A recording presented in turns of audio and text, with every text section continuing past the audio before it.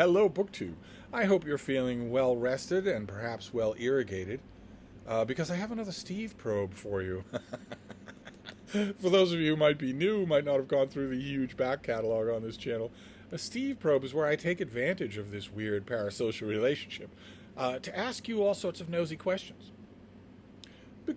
In my own defense, because I have 1,000 diehard readers just literally at my disposal right there for me to ask questions to. That's too great and too tempting a resource to expect me to ignore. So from time to time, I ask you to bend over the examination table, trapdoor down, and I subject you to a Steve probe on some bookish subject or other. Well, I just want you to sound off. Now, the last one is about you and your libraries, and I'm still getting great responses to that.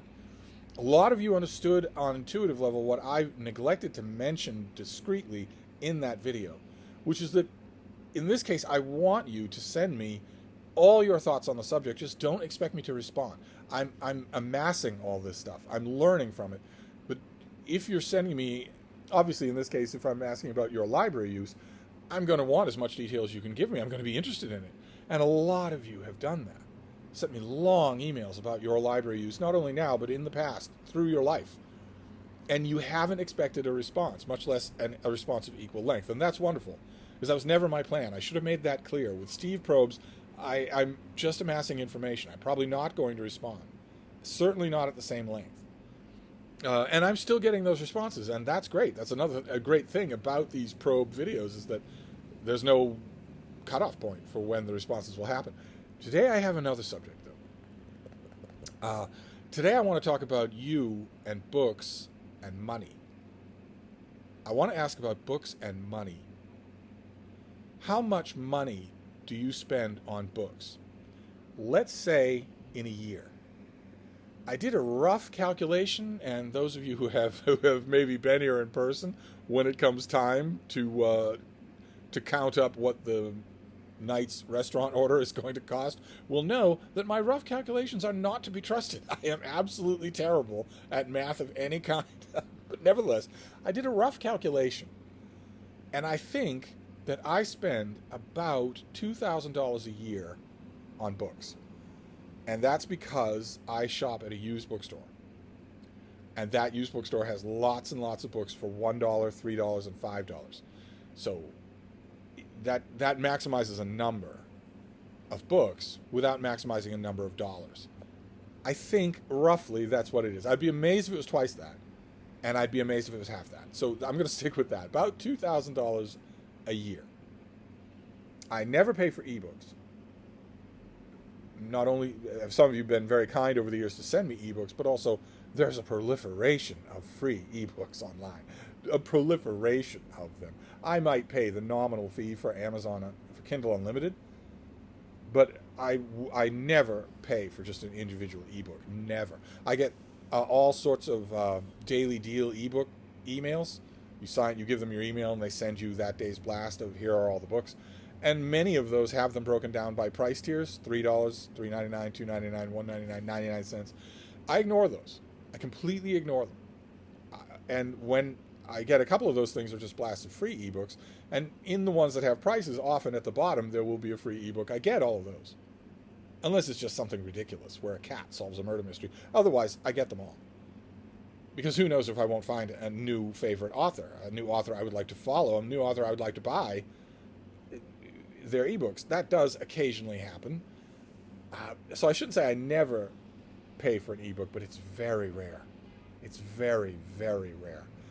Like, for instance, if I read a daily ebook special, and it's a book from 2020, and it's for book one in a series about zombies or a ski chalet or something like that, and I really like it, often I will go and find the author, watch to see if they have a new release, and then contact them for, could you send me your new release? You send me a PDF of it or a print copy of it. I've got this YouTube channel. I'm also a book critic. And they're often overjoyed to do that. So often in cases like that, I don't need to end up spending money. I'm willing to do it, provided it's not a lot of money. Never spend more than $1 on a book. But aside from that, virtually nothing. I used to go regularly to the Boston Public Library book sale here in Boston. It was held every other month. I don't anymore because it's dealers only. So I'm not filling a tote bag there and buying books at their sale anymore. Barely ever go to charity shops, and there aren't any retail bookstores in Boston at the moment. For the first time in 415 years, there aren't any retail bookstores in Boston. So I don't have there's one frou-frou retail bookstore on Beacon Hill that I don't count because I don't believe they make any money from selling books, and they also don't have books. They have what their Twitter woke scold owners consider to be the right books for the right customers, and they don't want the wrong customers to come in the door. So I don't really count them. They're more of a social experiment. Actually, right up the street here, I have another of those things that looks like a bookstore, but it's actually a social experiment. I'm talking about something like Barnes & Noble, Crocs and Pantanos, Borders, Books A Million. I'm talking about something like that, where they just want to present you with the wild, wild world of books and let you pick with no judgment at all. None whatsoever, at any point. No disapproval of any kind. I don't know. Maybe retail bookstores aren't like that anymore. When I worked in a retail bookstore, we were like that, or you were like that around me, or you weren't going to be in the bookstore very long. And no judgment, no disparagement towards customers of any kind for any reason whatsoever, including back in the old days in the mid-90s when a customer would come in and ask for something called the Anarchist Cookbook. If you don't know what that was, feel free to Google it. But we sold it. Thankfully, we sold it because the company had intestinal fortitude. And a few times, customers would come in asking for that book, and I wasn't the one they asked. They would ask another employee, and the employee would openly disparage them, openly start to scold them until I took the employee aside and said, "Don't do that. Don't ever do that again. If I hear you do that again, I will stop what I'm doing at this company and devote myself 100% 24 hours a day to getting you fired. So don't do it." Because I can do that. I can succeed if I try real hard at that. I left that world a long time ago, so who knows if maybe they're like that now. But in terms of a big, overturny type retail bookstore, I don't have one of those in Boston. You probably do. You probably don't have a used bookstore, much less a selection of them, much less a really good one. So probably if you want to buy a book, it's at one of those bookstores.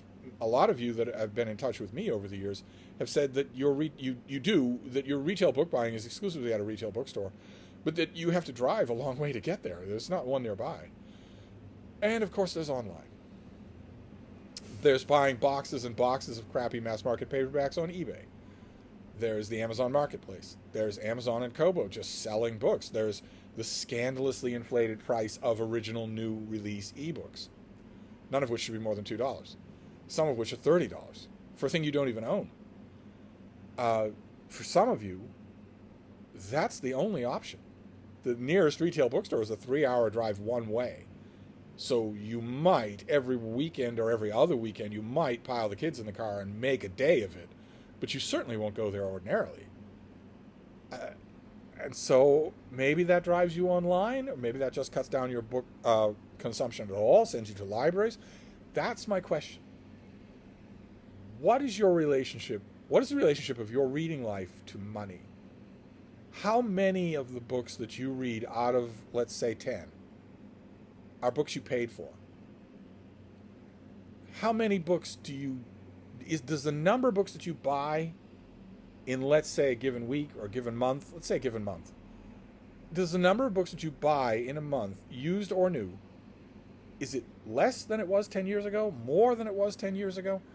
Are there external factors that affect that, like the lack of a venue, or maybe the deflation of money?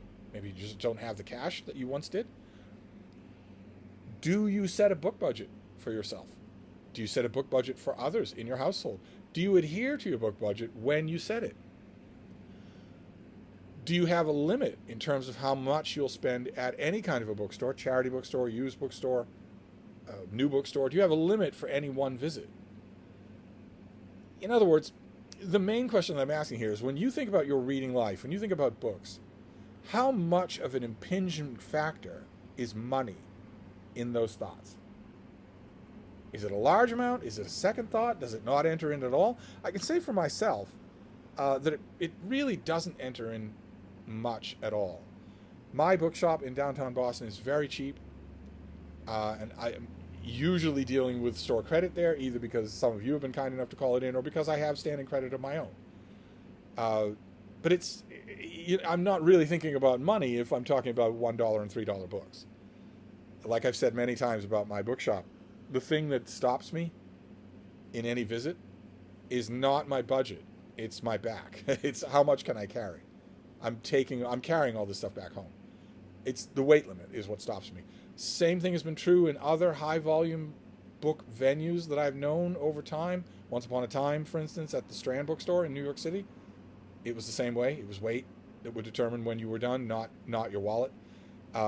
Lots and lots of charity bookstores that I've seen over time, where there would be three books for $1, 5 books for $1. In cases like that, it was only carrying capacity; it wasn't money. And other than that, I mean, used books account for probably 20% of my reading, and the other 80% is all free. It's all stuff that I get because I'm an editor, because I'm a book critic. I get it from publishers, and that keeps me plenty busy. That keeps me reading lots and lots of books every year. Not everybody's in that position, though. So what about you? I think I would be all the way on one end of this spectrum. When I think about books, just the general concept of books, I barely think about money at all. And then I imagine there are a lot of people that are in the middle, where they do think about money. That has informed a lot of their ebook purchases. That has informed a lot of their patronization of their library. And then people all the way at the other end maybe don't like e-reading, and also don't like borrowing library books. They are germ factories, after all, and they have a due date. You have to return them. It's a bit of a falderall. I guess the people all the way on the other end of the spectrum from me would be people who buy their own retail books new, which is murderously expensive. If you're closer to that end, do you take expedience? Do you enter into giveaways on Goodreads? Do you belong to organizations like Book of the Month Club or the History Book Club, something like that will give you a deal on books? Where do you fall on that spectrum? How active a consideration is money for you when it comes to books? That is your Steve probe this time around. Tell me all. Feel free to leave your responses in the comments of this video, or feel free to email me at any length you want about this subject. You and books and money.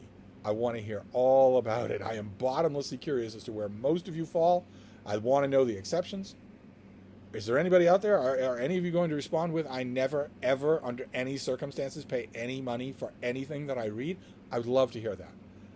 Whether that's that you're getting ebook deals on Amazon or wherever, or you're just doing entirely library books, either in person at your library or in a library lending app on your phone or your Kindle.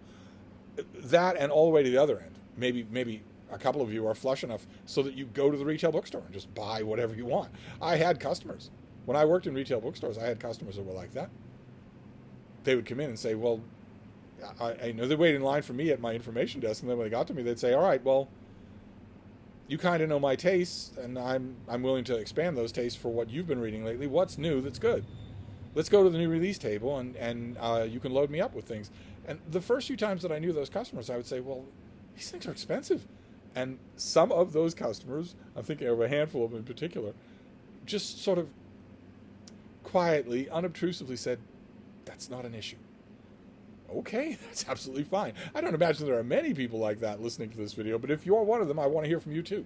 So that's your question. Books and you and money.